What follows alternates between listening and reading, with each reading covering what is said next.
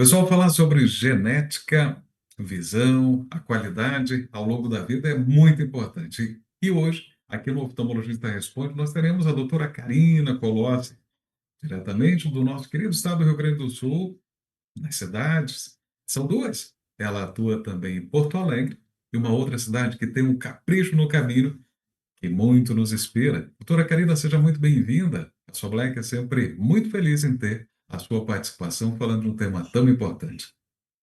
Obrigada, Fernando. O tema hoje é muito interessante, é um tema de alerta muito importante aí para os familiares. Sem dúvida. E a cidade, Antônio Prado, que ela Antônio sempre Prado. caminha. Karina, quando a gente fala sobre genética relacionada à visão, vem aquela pergunta: ela de fato influencia? Tem algo que o meu pai, minha mãe, meu avô, minha avó possam ter tido que hoje eu possa ter?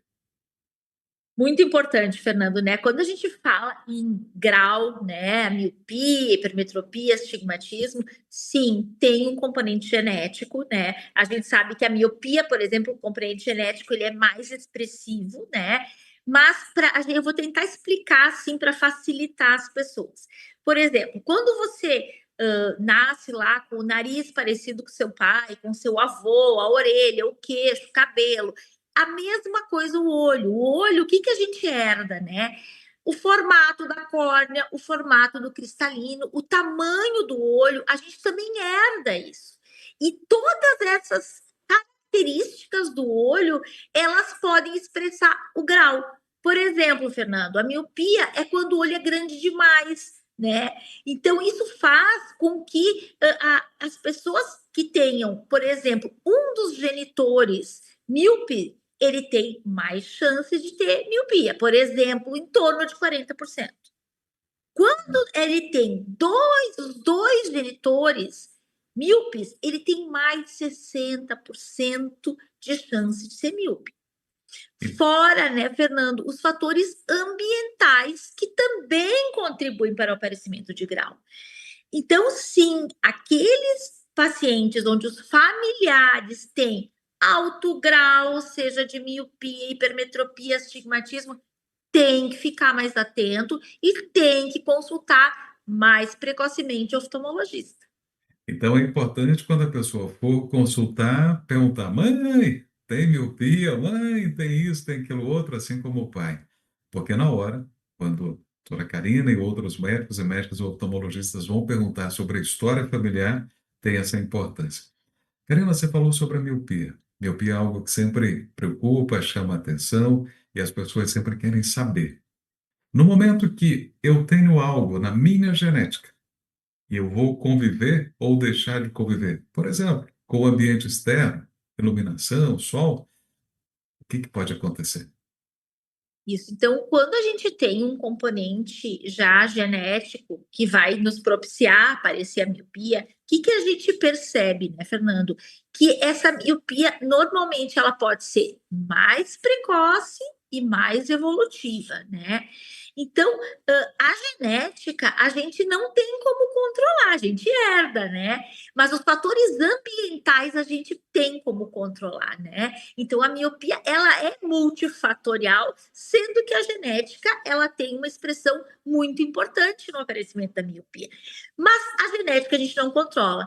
Mas os fatores ambientais, sim. Por exemplo, a exposição à luz, a gente sabe que é de fundamental importância, no mínimo 2 horas dia, para que a gente consiga frear essa miopia, para que ela não tenha uma progressão muito acentuada, muito rápida, né? A diminuição do tempo de uso da visão de perto, né? De telas, enfim, a gente poder alternar, né? Usar um pouquinho a visão de perto, um pouquinho a visão de longe. E isso vai nos ajudar, mesmo tendo uma genética positiva, para a gente poder não desenvolver, né? Vamos fazer aqui uma relação, né, Fernando? Tu tem uma genética onde os teus familiares são obesos, né? Tem tendência a engordar. Bom, se você ficar comendo, comendo, comendo, você vai engordar. Mas você tem como ajustar sua dieta, exercício físico, enfim, para poder segurar essa condição, essa tendência genética, vamos dizer. Então, a genética, ela influencia na questão do grau e, ao mesmo tempo, as condições e hábitos de vida podem diminuir este aparecimento. Agora, deixa eu te perguntar um outro ponto importante. Perguntas que ficam aqui na cabeça da gente. A gente sabe que muitos passam a ter, com o passar do tempo, catarata. Catarata tem a ver com a parte genética? Pode ter, Fernanda. A catarata existem várias etiologias que a gente chama que são causas, né? Mas sim, tem um componente genético, como outras questões que são muito importantes e que são silenciosas, né, Fernando? Por exemplo, o glaucoma. Glaucoma é uma doença que ela tem um componente genético muito importante. E ela vai dar sintomas só quando a gente está lá no final da linha, né? Quando o paciente já está com um comprometimento extenso da visão. Então, se você sabe que você tem familiar com glaucoma, pai, mãe, avô, tio, consulte o oftalmologista, né? Com periodicidade, todo ano, meça a pressão dos seus olhos, porque é uma doença que não vai provocar sintoma, né? Vai provocar sintoma lá no final, quando a gente já vai ter um comprometimento, muitas vezes, irreversível da visão, né? Outra questão é o ceratocone, né? Que a gente vê nos jovens e que pode começar com simplesmente o grau, miopia e astigmatismo, que é o que geralmente cursa com ceratocone, né? Mas ao longo do tempo aí pode se tornar uma condição onde o óculos não adiante mais, né? E se você tem uma condição genética para ceratocone, você tem que ficar de olho, né? Então, se você é pai e você tem essa condição, leve seu filho ao oftalmologista. O ceratocone, por exemplo, ele costuma aparecer aí em torno da pré-adolescência. Então, aí que a gente tem que ter um cuidado redobrado. Então, essas condições, e a gente sabe, né, Fernando, que os pais que têm a miopia elevada ou que têm doenças que afetam muito a visão, eles geralmente são mais preocupados, né, com os filhos e até entendem mais os tratamentos, né? Então, é muito importante. E é por isso que a sua Black tem este convite em todas as fases da vida, consulte médico e médico oftalmologista. Karina, então, quando o paciente vai até o seu consultório, vai lá, conta a história, fala do grau, aí, aquele primeiro exame é só o começo? Tem muita coisa para descobrir sobre a história da pessoa. Conta pra gente. Exatamente, como tudo na medicina, né, Fernando? A gente tem uma conversa com o paciente e a gente pergunta os antecedentes familiares, né? Então, assim, o que que a gente tem na família de doença, né? Isso nos ajuda a poder também fazer um exame mais dirigido ao paciente, né? Naquelas condições que tem hereditariedade, né? Então, e se faz o óculos, o grau, a visão e a gente analisa a saúde do olho, né? Essas coisas que eu falei, né?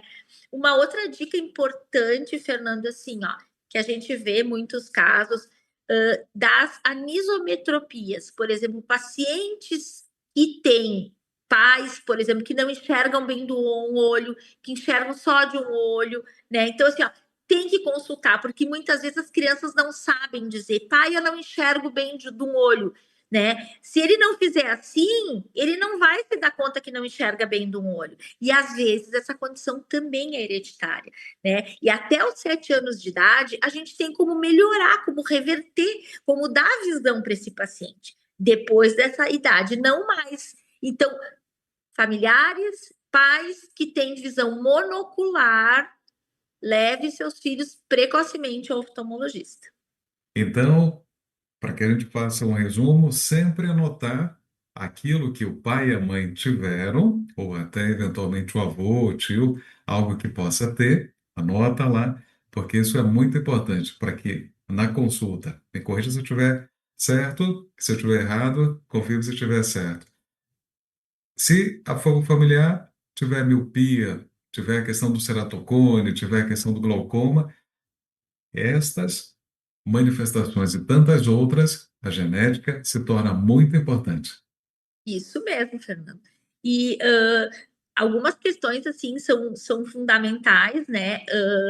por exemplo, paciente que tem um alto grau de miopia, né?